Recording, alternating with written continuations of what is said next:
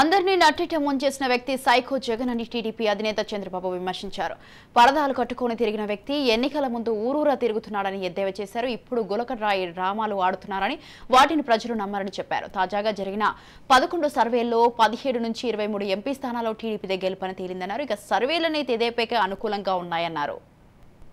పైసా లేకుండా పోర్ట్ని ఏతే పీపీపీ మోడల్లో ఆరోపించాను. దుర్మార్గుడు వచ్చే డబ్బుల కోసం దాన్ని మార్చి ప్రభుత్వం అప్పు చేసి ఈపీసీ మోడల్ అని తీసుకొచ్చి ఈరోజు ప్రైవేటైజ్ చేసి ఆ వర్కుల్లో డబ్బులు కొట్టేసిన దుర్మార్గుడు ఈ జగన్మోహన్ రెడ్డి అని చెప్పి కూడా నేను మీకు తెలియజేస్తున్నా.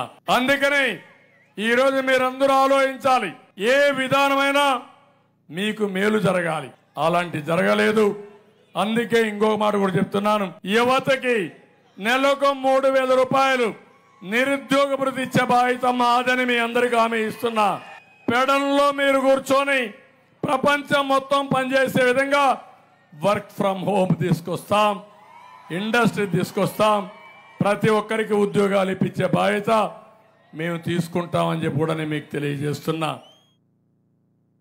ఒక్క పైసా లేకుండా పోర్ట్ని ఏదైతే పీపీపీ మోడల్లో ఆరోపించాను. దుర్మార్గుడు వచ్చే డబ్బుల కోసం